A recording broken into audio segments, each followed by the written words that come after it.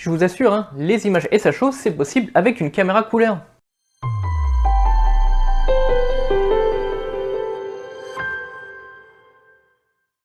Bonjour à tous, c'est Guillaume, bienvenue sur Astronaute. Aujourd'hui, dans cette vidéo, on va parler des images SHO faites avec des caméras couleur. Typiquement, quand on parle d'images SHO, on va avoir tendance naturellement à se dire que c'est fait avec une caméra monochrome comme celle-ci, avec une roue à filtre intégrée et des filtres donc HA, O3 et S2. Cependant, la constante amélioration des filtres nous permet maintenant de faire des images SHO avec des caméras couleur. Mais avant de rentrer plus dans le sujet, on va faire un petit rappel sur ce qu'est une image SHO et aussi comment fonctionne une caméra couleur. Parce que vous allez voir, il y a des petites choses à savoir. Alors tout d'abord, une image SHO, c'est quoi? Eh bien vous avez un très bel exemple ici en tableau. C'est une image dite aussi de fausse couleur, c'est-à-dire on ne va pas révéler la vraie couleur de l'objet qu'on va prendre en photo, mais on va lui donner, grâce à des jeux de filtres, certaines teintes qui la rendent beaucoup plus jolie et qui nous révèlent, à vrai dire, certains types de gaz que l'on va retrouver dans les nébuleuses. Car oui, ce sont des photos spécifiquement pour les nébuleuses. Ces nébuleuses de gaz sont généralement constituées d'hydrogène, mais on va retrouver aussi souvent de l'oxygène et du soufre. Et ce sont essentiellement ces gaz qui vont nous intéresser pour réaliser nos images ici de SHO. Ce gaz, quand il est ionisé par les étoiles, va se mettre à briller par lui-même, un petit peu comme dans du tube néon. Et sa couleur dépend strictement de sa composition. L'hydrogène, lui, va briller en rouge, tandis que l'oxygène, lui, va être entre le bleu-vert. Et le fait que ces composantes brillent dans une longueur d'onde différente nous permet, grâce à des filtres restrictifs, de capter uniquement ces longueurs d'onde. Ainsi, avec une caméra monochrome, par exemple, on va pouvoir utiliser un filtre H-alpha qui va donc nous permettre de capter uniquement sur notre caméra les nébuleuses d'hydrogène. Ensuite, on va utiliser la même procédure avec le soufre 2 qui a une longueur d'onde un petit peu différente. Et ensuite, on va pouvoir aussi le faire sur l'oxygène 3. On va se retrouver donc avec trois images. Une image qui va révéler la composante de soufre, la composante de hydrogène et la composante de oxygène. On va ensuite combiner ces trois images, à vrai dire à la place de nos couches RVB classiques, qui va nous donner une nébuleuse dans ces teintes de coloris qu'on peut retrouver ici. Comme vous avez pu le constater, je parle ici d'une caméra monochrome. C'est simple, on va utiliser tout le capteur qui est monochrome avec le filtre qui nous permet d'avoir sur l'entièreté du capteur la couche H-alpha, S2 ou O3. Sur une caméra couleur, c'est légèrement différent. Sur une caméra couleur, d'ailleurs je vous renvoie vers quelques petites vidéos que j'ai faites qui nous parlent un petit peu de la technologie des caméras couleur. On va avoir une matrice de Bayer, c'est-à-dire des petits filtres déjà placés devant chaque pixel, un rouge, un vert et un bleu, qui vont capter donc que ces longueurs d'onde de rouge, vert et bleu. Alors, comment on peut faire du coup pour faire du SHO avec ce type de caméra?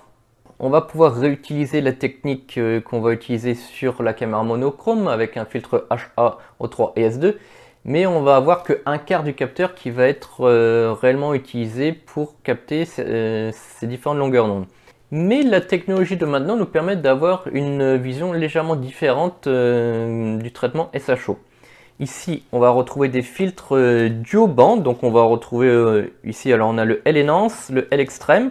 Ici, on a chez Askar, ce qui va nous intéresser aujourd'hui, le filtre D1 qui est un duo-band comme le L-Extreme en 6 nanomètres, donc HAO3. Et on va avoir un kit ici, qui c'est ce que je vais utiliser moi pour mes photos. Un kit filtre D1 qui est là un filtre HAO3 et un kit et un filtre D2 S2O3. Alors comment ça fonctionne? Donc ces filtres vont laisser passer deux longueurs d'onde. On va retrouver la longueur d'onde du H-alpha qui correspond au rouge. Le H-alpha, quand il brille, l'hydrogène il va briller dans du rouge.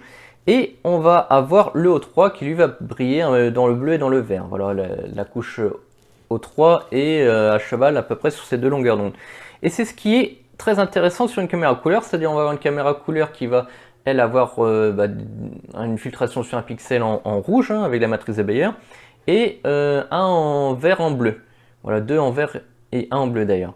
En filtrant avec ce filtre, on va avoir sur les pixels rouges l'hydrogène et sur les pixels vert et bleu, on va avoir l'oxygène. L'oxygène sera sur ces deux pixels là.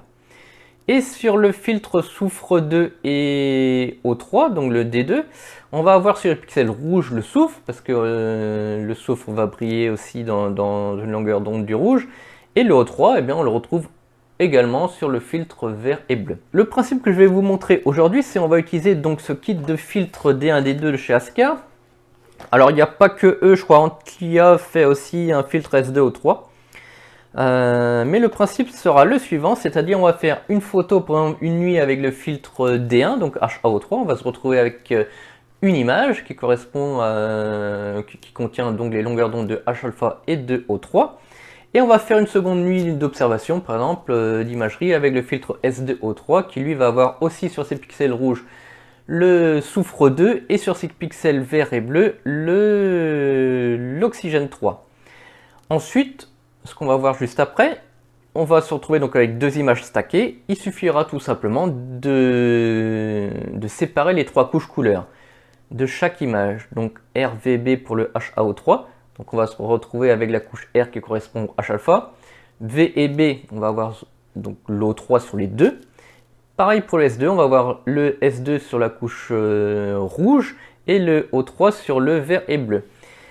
Donc ça nous permet de recombiner ces couches donc vert et bleu de chacune de ces deux images ensemble pour augmenter le RSB de la couche finale O3 qui va en découler.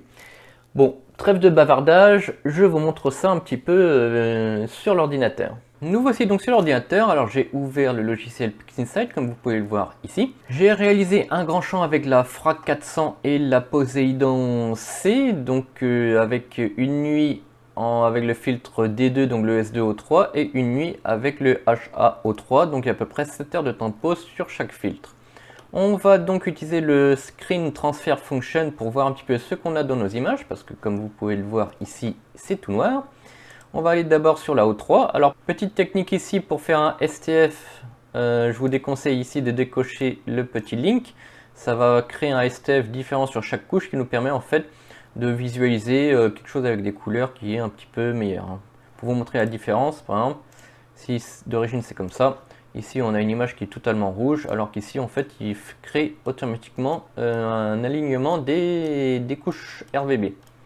Voilà, donc ici on a l'image HAO3, je vais l'agrandir. Voilà, donc on a 7 heures de temps de pause. Voilà, la couche est relativement correcte à vrai dire, hein, voilà, hein.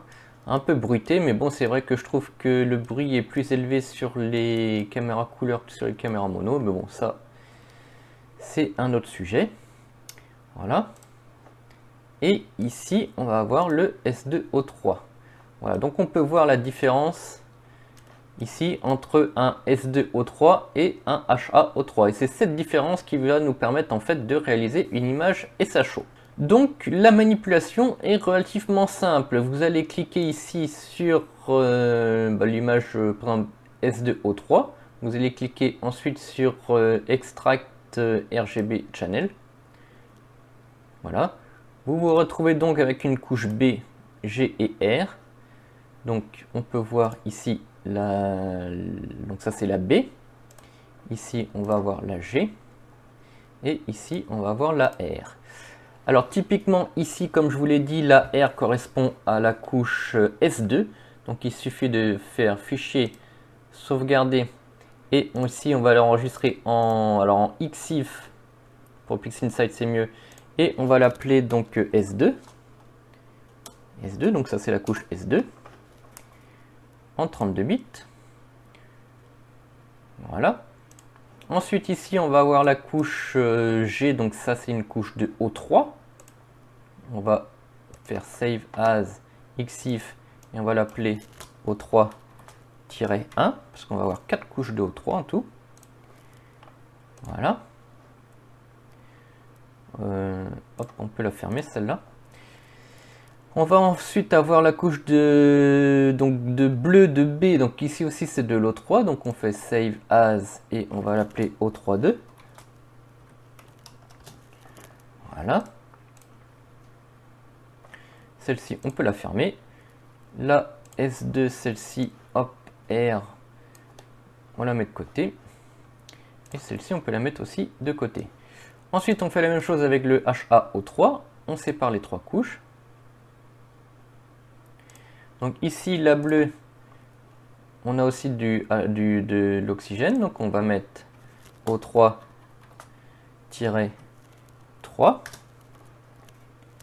Voilà. On peut la fermer. Ensuite, ici, on a la couche verte. Donc ici, c'est pareil, c'est le O3. Donc O3-4.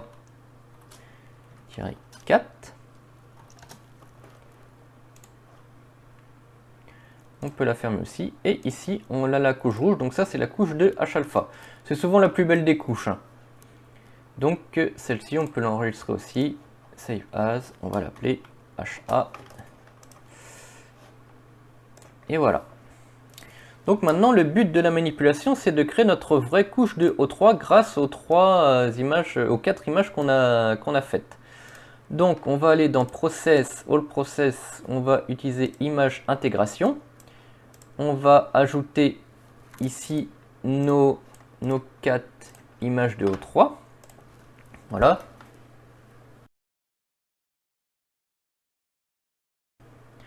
Donc ici, on ne va pas faire de réjection. Voilà, et vous allez lancer le processus. Alors petite chose, hein, il faut aussi que la couche d'origine HAO3 et S2O3 qu'on récupère soit bien alignée. Donc voilà, notre intégration a été réalisée et on se retrouve ici avec donc notre image de O3. On se retrouve donc avec 3 images, une image S2, HA et O3, qui sont 3 images donc différentes, issues de nos différentes sessions, de nos images avec des filtres duoband de notre caméra couleur. Donc voici notre image de O3.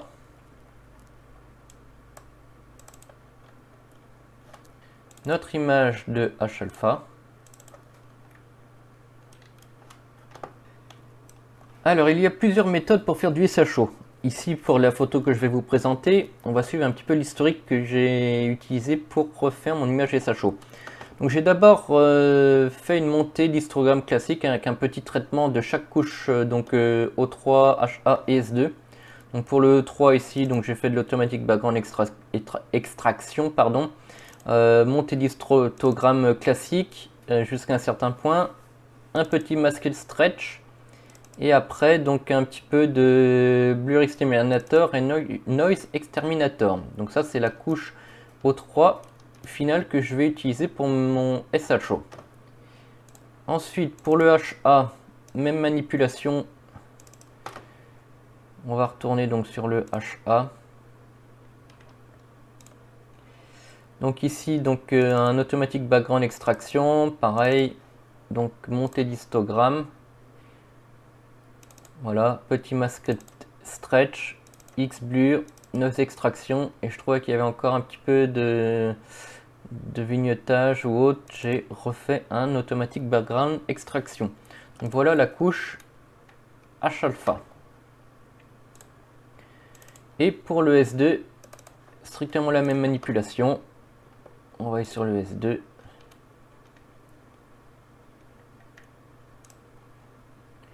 Voilà, donc en fait c'est exactement la même chose. Histogramme, masking stretch, blur exterminator et noise exterminator. Et ensuite, une fois qu'on a ça, on peut passer donc à la combinaison des 3 couches. Alors pour la combinaison des 3 couches, j'ai utilisé donc en pixel mat. Alors on peut utiliser l'RGB combination, hein. C'est d'autant plus simple. Ici en rouge on va mettre le S2, le vert le HA et en bleu le O3. Moi je fais un petit mix, c'est-à-dire en rouge je vais mettre le S2, en vert je vais mettre 80% de H-alpha et 0,2% de soufre, et en bleu je laisse le O3. Alors voici notre image après combinaison des 3 couches SHO, donc avec le pixel mat. Voilà. Donc mon process que j'utilise, il est ici. On va reprendre l'historique. Je commence toujours par un SCNR à 0,30. On va enlever une grosse partie du vert. Voilà. Ensuite je fais une petite courbe. Ça je vous en avais parlé dans une de mes vidéos sur les SHO. Alors je crois qu'il n'y en a pas beaucoup qui vont utiliser cette technique, qui vont plutôt faire des mixages, etc. Enfin bref, moi j'aime bien changer la teinte de mon image pour faire virer vers le jaune rouge. Donc cette petite courbe marche très bien. On peut même l'appliquer plusieurs fois si nécessaire. Donc voilà le résultat. Avant, après, avant, après. Voilà. Ensuite, j'ai réappliqué encore un automatic background extraction. J'ai refait une courbe un peu moins prononcée.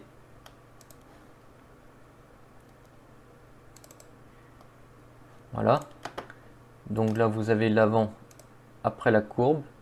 Avant, après. Après un petit ACDNR. Voilà, j'ai enlevé encore un petit peu de vert. J'ai refait un masqué de stretch. Voilà, pour renforcer un peu les volutes. Après, j'ai fait un petit HDR. Voilà, on peut voir à l'intérieur. Voilà, pour diminuer la luminosité interne des zones très claires. Après, voilà, après c'est chacun son traitement, hein. Le but c'est de voir surtout aussi l'image finale. Voilà, SNR. Donc là, j'inverse l'image. Je refais un ACNR pour enlever le vert des étoiles. On récupère des étoiles plutôt bonnes. Voilà, donc on récupère des étoiles jaunes et pas violettes. Encore un X-Blur, alors très modéré à chaque fois, donc c'est pour ça, avec des différents, ici vous pouvez voir, hein, différents masques. J'en ai toute une panoplie pour mon traitement, X-Blur. Donc je vous passe tout ça. Après j'ai réintégré, alors j'ai utilisé la couche H-alpha en tant que luminance, parce que le résultat il me plaisait pas trop.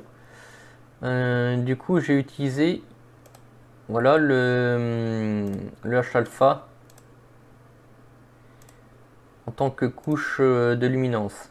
Je trouvais l'image bruitée alors que la couche H-alpha était beaucoup moins bruitée. Donc je l'ai fait en plusieurs passes. J'ai refait après un X-Blur sur certaines zones pour redonner un peu de détails. Voilà, on peut voir l'avant après. Alors je sais pas si vous verrez bien parce que c'est vraiment minime à chaque fois. J'ai remis une petite courbe. Voilà, avant, après la courbe. Et j'ai fait une gestion du bruit aussi derrière. Et voici l'image finale de ce grand champ avec de très beaux détails dans cette belle petite nébuleuse qui est en bas. Et aussi plein de petits détails sympathiques dans la nébuleuse de la bulle. Voilà comment on fait une image SHO avec une caméra couleur. Les résultats qu'on peut obtenir sont quand même relativement bons. Ce n'est plus réservé qu'aux caméras monochrome. Voilà, comme vous pouvez voir, l'utilisation d'une caméra couleur permet de la réalisation d'images SHO quand même de bonne qualité.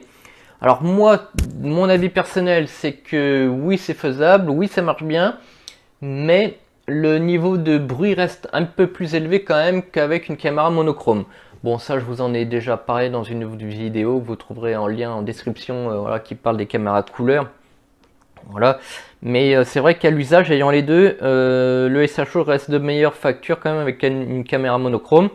Le problème, voilà, il faut choisir. Une caméra couleur, ça permet quand même de faire ce type d'image en seulement 2 nuits. Par exemple, en faisant 7 heures de temps de pause par nuit, donc par filtre, on n'a besoin que de 2 images. Une image HAO3 et S2O3. En monochrome, eh bien, il va falloir faire 3 images. Une image H-alpha, une image O3 et une image S2. Donc, en fonction d'où vous habitez, parfois faire 3 nuits d'affilée, par exemple sur le même objet, ça peut être compliqué. Eh bien, l'utilisation d'une caméra couleur avec des filtres de ce type, c'est quand même très plaisant. Donc moi, je trouve ce kit de filtres très intéressant. Alors je n'ai pas en tête, alors ça c'est les Ascar D1D2, je crois que chez Antlia ils font aussi du duo band sur le S2O3 et je crois aussi que IDAS en fait aussi. Alors bon, je connais pas assez ces marques là pour vous en parler, donc voilà. À ma connaissance, à l'heure actuelle, chez Optolong, il n'y en a pas. Alors peut-être que je me trompe. Si vous connaissez ce filtre chez Optolong, n'hésitez pas à m'en faire part en commentaire. D'ailleurs, n'oubliez pas l'abonnement, le pouce bleu. Et bien entendu, on n'est pas restreint qu'à ces marques-là. Il y a plein d'autres marques que je ne connais pas non plus. Faudrait regarder chez Astronomique, mais j'ai l'impression que chez Astronomique, ils sont un peu ancrés sur leurs acquis et je suis pas sûr qu'on trouve beaucoup de filtres duo-band. Donc c'est un peu dommage, il faudrait qu'ils se bougent un petit peu aussi chez eux. Mais quoi qu'il en soit, voilà, le SHO n'est plus restreint aux caméras monochromes. On peut facilement faire avec des caméras couleur. Bien entendu, l'achat des filtres, ça reste toujours un budget, que ce soit de toute façon en monochrome ou en couleur. À savoir que moi, sur ma caméra Moravian ici, j'ai des 36 mm, donc SHO LRVB de chez Astronomique. Je crois que le HA il est à 300 €, le S2 il est à 300 € et le O3 il est à 300 €. Donc ça fait 1000 € rien que dans les filtres SHO. Ça coûte cher, c'est extrêmement cher, c'est du 6 nanomètres. Le Ascar ici, alors ça c'est des filtres 2 pouces, ils sont plus gros forcément. Ça permet de les utiliser à l'intérieur de nos porte-filtres. Voilà, du coup il est installé dedans. D'ailleurs, ça c'est le S2O3. Ça nous permet de l'utiliser dans nos porte-filtres 2 pouces. Ils sont, je crois que le kit il est à peu près 700 ou... Ouais, il doit être à 700 €. 699 € de mémoire. Le filtre avec les deux filtres S2O3 et HAO3, donc c'est du 6 nanomètres. Bon, faut se le cacher, c'est un budget, mais dans tous les cas, c'est quelque chose qui nous permet d'éviter la pollution lumineuse, de faire de l'imagerie, donc de nébuleuse, et maintenant du SHO de qualité. Voilà, j'espère que cette vidéo vous aura plu, que vous aurez appris des choses. N'oubliez pas, bien entendu, donc l'abonnement, la cloche, le pouce bleu, le magasin univers-astro.fr. Comme d'habitude, je suis toujours présent pour vous conseiller si vous avez besoin. Et puis moi, je vous dis à bientôt pour de nouvelles vidéos sur Astronaute.